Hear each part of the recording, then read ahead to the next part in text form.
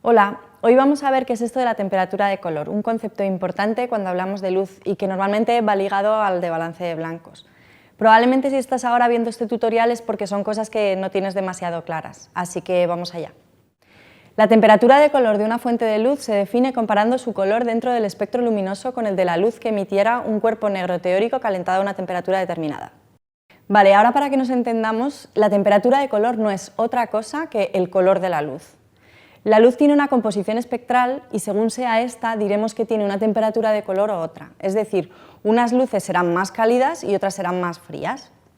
La unidad de medida que utilizaremos para medir este color de la luz son los grados Kelvin, a pesar de que no estamos hablando de temperatura sino de color. Una bombilla de nuestra casa emite una luz más cálida que la luz que emite el sol, que es más fría. Las diferencias en el color de la luz las vemos mejor si las comparamos unas con otras. Veis que Débora está iluminada por dos fuentes de luz de temperaturas de color distintas. Una es más cálida, tiene una temperatura de color de 3200 Kelvin y la otra es más fría, tiene una temperatura de color de 5600 Kelvin. Cuanto más cálida es una luz, más baja es su temperatura de color y cuanto más fría es una luz, más alta es su temperatura de color. Incluso la temperatura de color del sol varía a lo largo del día. En el amanecer y en el atardecer la luz es más cálida, es decir, que la temperatura de color es más baja, y al mediodía la luz es más fría, es decir, que su temperatura de color es más alta. Un día nublado, la temperatura de color sube y en una zona exterior a la sombra la temperatura de color es aún mayor, es decir, que es más fría. Ahora bien, la visión humana es capaz de acostumbrarse a esas diferencias de temperatura de color en la luz porque el cerebro las procesa y las interpreta. Si nosotros miramos una hoja de papel blanco dentro de nuestra casa de noche con luz artificial, la veremos igual de blanca que si la observamos en la calle a plena luz del día. Nuestro cerebro es capaz de interpretar ambas luces como neutras, como blancas, ni cálidas ni frías. Pero las cámaras no son tan listas. A la cámara nosotros le tenemos que decir si estamos trabajando con una luz cálida o con una luz fría, o sea, con luz de 3200 o de 5600, porque si no, la interpretación no la va a hacer correctamente, es decir, que tendremos imágenes con dominantes de color cálido, frío o verdoso.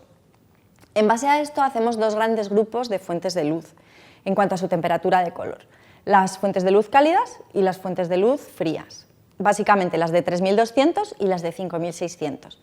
Fuentes de luz cálidas, o también llamadas luces de tungsteno, son una vela, una bombilla incandescente, un fluorescente de color cálido o un proyector Fresnel. Las fuentes de luz frías, también llamadas de luz día, son el sol, un fluorescente de color frío, un proyector HMI, un monitor de televisión, etc. Aquí es donde entra en juego el famoso balance de blancos, que no es otra cosa que decirle a nuestra cámara bajo qué condiciones de luz estamos trabajando. Hay que tener en cuenta el color de las fuentes de luz para adaptar el balance de blancos de nuestra cámara a ellas.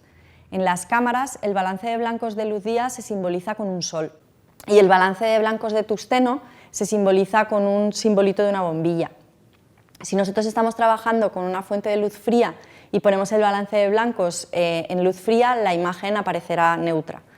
Porque si tenemos luz fría, pero si nuestro balance de blancos está puesto en luz cálida, lo que nos ocurre es esto, tenemos una imagen con dominante azulada. Lo mismo pasa si estamos trabajando con una fuente de luz cálida y ponemos el balance de blancos de la cámara en luz cálida, la imagen aparecerá neutra, sin dominantes de color. Porque si tenemos luz cálida pero nuestro balance está puesto en luz fría, pasa esto, tenemos una imagen con dominante anaranjada. Ahora hay que tener en cuenta que una luz puede no solo ser fría o cálida, sino que además puede ser más o menos verde o más o menos magenta, como por ejemplo estos fluorescentes industriales que tienden a tener desviaciones hacia el verde, sobre todo. Por eso las cámaras, además de tener el balance de blancos estándar de luz día o luz de tungsteno, nos dan la opción de hacer balances de blancos manuales para corregir estas dominantes verdes o magentas. ¿En qué consiste un balance de blancos manual? Ponemos una hoja blanca bajo la luz con la que vayamos a trabajar, la encuadramos con nuestra cámara y hacemos un balance de blancos manual, con el que le indicamos a la cámara que queremos que esa luz con la que estamos iluminando nuestra hoja aparezca como neutra, sea el blanco, por así decirlo, sin ninguna dominante de color. Como veis, al hacer el balance de blancos manual hemos corregido esta dominante verde que tenía la luz y le hemos dicho a la cámara que esta luz es neutra. Bueno, y hasta aquí la explicación de la temperatura de color. Espero que os hayan quedado más claros todos estos conceptos.